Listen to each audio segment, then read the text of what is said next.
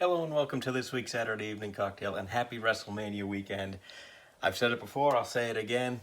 If you know me, you know I like Wrestlemania, and if you know I like Wrestlemania, you know I like to have nachos while I'm watching Wrestlemania, and what goes better with nachos than a margarita? We've made a few on this show before, so we're going to do one that's a little bit different, a little bit kicked up, or maybe in this case, body slammed up margarita. Oh, that sounds awful. You know, just a kicked up margarita, just try a few different flavors, have some fun with it.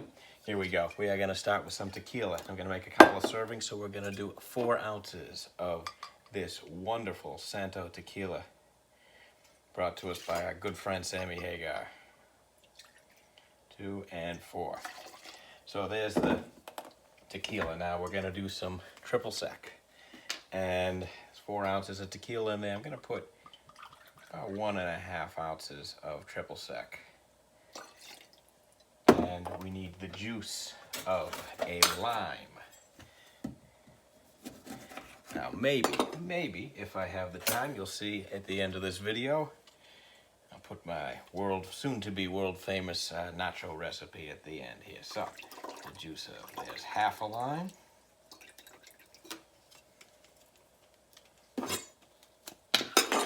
And we'll do the other half. 1 whole lime. Now you can throw a little agave syrup or even some simple syrup or demerara syrup in there. Shake it up, have yourself a nice drink. But like I said, we're going to go with a few extra flavors and have some fun with this. And so the next thing is some pineapple juice. So it's going to be a pineapple margarita. And I want about 4 ounces of that. And for the syrup, something sweet and a little bit tangy and a little flavorful and a little tropical, some passion fruit syrup, and I want 1 ounce of that. There we go. And lastly, a little extra flavor, a little funkiness, and just, I love this stuff, some Campari. I'm gonna put about 1 ounce of that, maybe 1.5 ounces.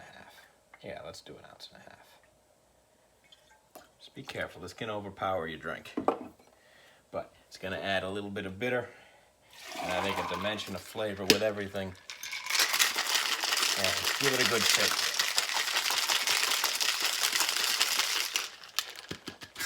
All right. It smells tropical and a little spicy, and we're just going to go right over ice here. And lastly, just to garnish, a little bit of pink Himalayan salt right on top. Cheers, everybody. Try this one at home. It's a little smoky. It's sweet. It's tangy. It's got a fruit kick. This is nice. I'm proud of this one. Everybody, be safe. Call the people you love. We're still wearing masks out there. Talk to your doctor about getting the vaccine. Take care of yourselves. Take care of each other. Have a great weekend. Alright, I said if there was time, I'd show you my world famous nacho recipe. There's barely any time, but let's do it anyway. I got my man James here. You haven't seen him in a video in a bit. He's going to help me out. This is something we build in the tray, we bake it, and then I'll show you what we do with the chips. I'm going to start with a can of your favorite flavor of refried beans. James, I want you to scoop them out, lay it out right on the bottom of the pan there, okay?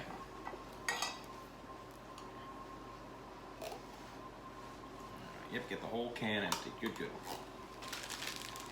Alright, yep. You can finish. Yeah, I think it's just a little bit more. So we want to just get this all on the bottom layer, okay? We start with a bottom layer here. Alright, so this is going to be the base here. Next thing we do is I have a few cheese sticks. Going to lay those right down in the bottom there. Alright. And a little bit of this green cooking base, the Restaito cooking base. And we're just going to scoop a little bit of that on top of everything, okay?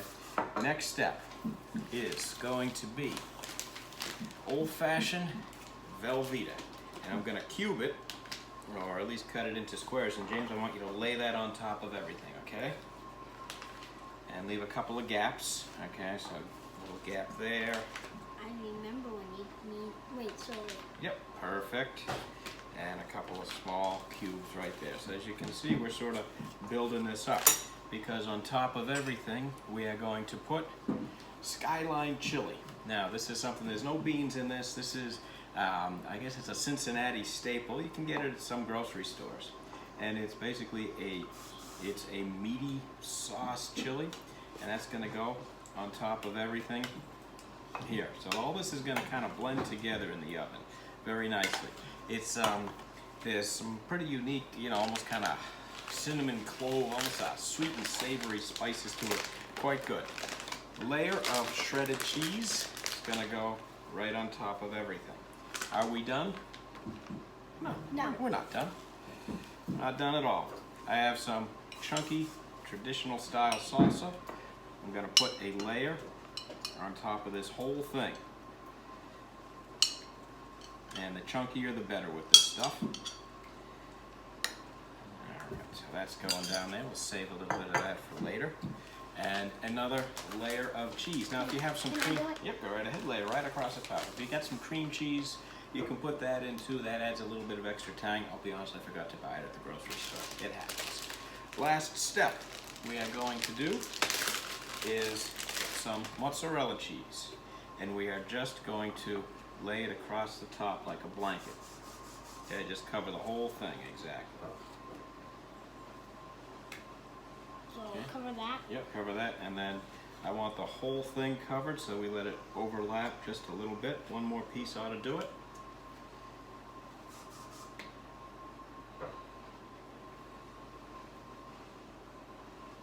Perfect. I'm gonna set this in the oven. My oven's at 350, and this is gonna cook up for about